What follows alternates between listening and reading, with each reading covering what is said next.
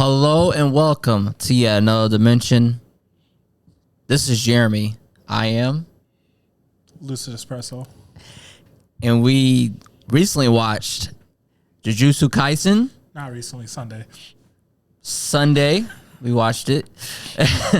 Jujutsu Kaisen, season 2, episode 8.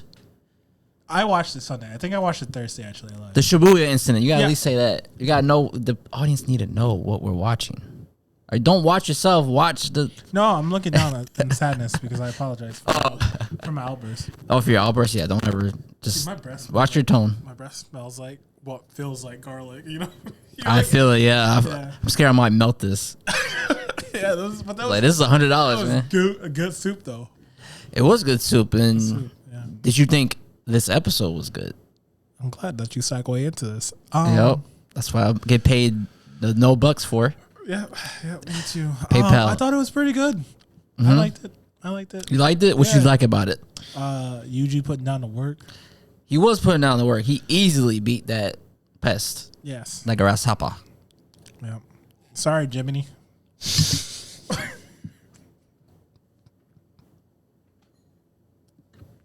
I was trying the hardest not to destroy my computer with the water. Shit. Okay. I get it. I just didn't expect it. So, Jiminy. All right. What else you want to say about this episode? It was good. It was good. Yeah.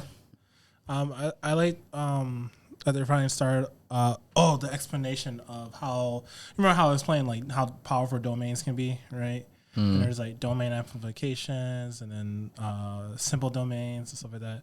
So in this one, you get to see how domain amplification works. Yeah, he kind of explained it. He said, I'm sorry, Geto, he said the minimum output of his curse technique, Gojo's technique, reversal, is double that of his amplification. Mm-hmm. What the fuck? Is that what? Yeah. And he's like, yeah, go ahead. So, it's just it's double the amplification, but using a domain amplification, which is the reason why they were coating their hands in their energy. Yeah. But they're applying domain to it, which allows you to force yourself through Gojo's reversal. So he has to move, right? He can't just stand there because usually you just stand there. But see, that's why they did 1 fist, 2 fists, 3, 4. So they're adding a bunch of amplification onto his reversal to cancel it out, which allows him to hit. And that's he's like, oh, so I have to dodge. See, I was a little confused by that because they're like introducing that and I wasn't sure. But I look back on it, they explain it. Mm-hmm. But if you explain it in that terms, I think it's easier to understand. It's like, because like before Gojo, who was just like, doesn't have nothing can affect him. For example, it's like taking this cup, right? Mm-hmm. And let's say we put a paper on top of it, right? Yeah. Right, and you pour a little bit of water. The water will still won't go through, but it'll start weakening it. But if you start adding more and more water, eventually the paper, the amplification, will rip open, and thus the water will flow through. See, you needed to direct this episode because that makes more sense. Like I needed real world examples. It's like my dumb brain. That makes sense now. Okay, all right. So and also I like Geto. He really is thinking through. I know it's not good though, but he really thought this through and he's been planning this, and they put Gojo in the worst possible situation with non-curse users. Pretty much humans. Yeah, humans, and he has to protect them because if he uses his power, it doesn't kill him. Yeah, it kills everybody. Yeah, so he can't really use it. That's why he's I can't use my domain expansion. Right? Yeah, and what his domain expansion is pretty much just overflowing the brain with limitless information, just infinite information. Your mind cannot compute how much information is coming in. Mm-hmm. You literally go brain dead and die. If he opens his domain, that instantaneously opens that domain, everyone in that whole entire subway will die. They can't go in there with him because they're not. Why? So same thing is when he used his domain expansion with Yuji, he was holding him. That's why he said stay close. Everything he touches. That's why he told Yuji to stay close, right? Because he's like, you'll be fine as long as you stay close to me. So what he did is pretty much just do a reversal around Yuji to keep him safe from his domain expansion. Okay. But he can't do that with cool. everybody inside there. So people will die regardless. Mm-hmm. He can't save everyone. That's the reason why there's like a sorcerer, a JJK sorcerer weakness is protecting the innocent, those who are not curse users. So I think it was a great plan to do that. I know he's the good guy, but I kind of want to see him sweat a little bit. Gojo? Oh, he's definitely going to sweat. I know, but like, he's like, nothing really has really affected him. Yeah. I mean, in the present, in the past, it has. It sucks because Geto is obviously Gojo's best friend, right? Yeah. But even though Kenjaku is taking over his body, Geto is deceased, but because Kenjaku has access to all of his memories and curse technique, he understands how Gojo works. Mm-hmm. And it's sometimes weird because you kind of forget that Kenjaku's controlling Geto's body, but the way he like talks as if he like, yeah, I've been friends with Gojo forever, blah, blah, blah, is like, Geto's still alive. Like, no, Geto's dead as hell. Just Kenjaku's just controlling a corpse. Mm-hmm. Freaky. So I thought the parts with Gojo was great, and I look forward to the next episode. And then the parts with Yuji, when he's like, they're trying to like, they're explaining like what's going on with like underground, where like there's a veil, the new veil, and I like Mei Mei a lot. She's seeing through the ravens. I like her hairstyle. It's like doesn't make any sense. But doesn't make sense. I love it though. Yeah. It's just I never seen a hairstyle like that. But once we get to the fight, I thought this was the weakest part of this episode. I didn't like the fight. 3 things. Okay. One, I'm about to explain to us why he doesn't like it. Okay. One, there's a lot of build up to this little fight in this episode. Before I thought this was gonna be like a good, clean. I mean, not clean fight, but like a cool character. It was a lame character that kept on annoyingly say clever. It wasn't funny, so I didn't like the grasshopper I'm talking about. I thought the cuts, I mean, the animation was choppy at times. Okay. When they were going back and forth, you go look back at it. For me, I didn't like it. All right. And third, there's like this one cut I did not like, where it's just like bad editing. You can go back, but that's like a nitpick. That's it. And it was kind of disappointment. All right. Explain. Gege Akatami, he had to apologize. Oh. Because he made a character too difficult to draw. Okay. So that's why. Oh, that makes sense. Yep.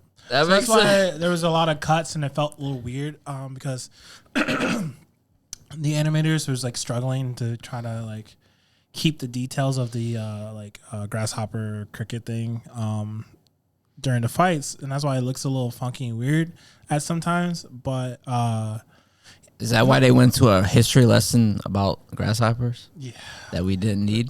I mean, it was in the manga too, but it was. I didn't like that part.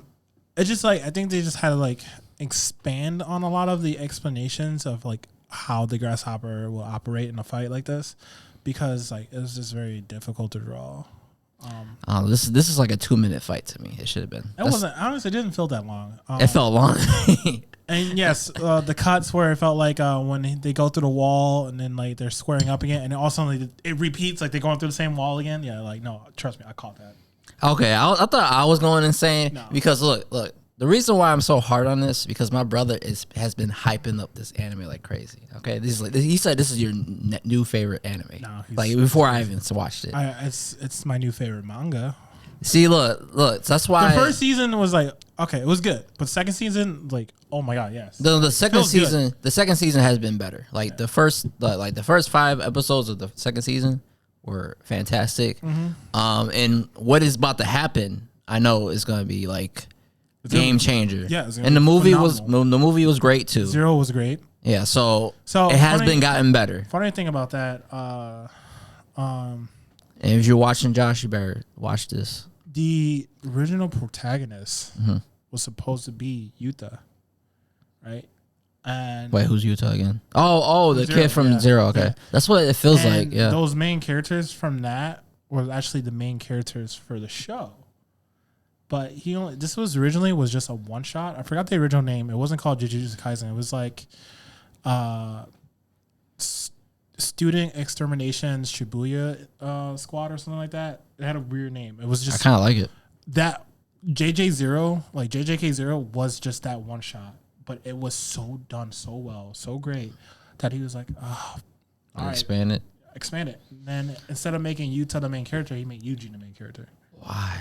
I think, it's just like, to be honest, I think I would like Yuta as the main character. I mean, it's the same thing as Yu-Gi-Oh, right? When Yu-Gi-Oh first came out, it was like the Kings of Game was not just Yu-Gi-Oh cards. He was like kings of all games. Like he would, and it was very brutal. Like he literally killed a guy from playing a card game, and like set him on fire.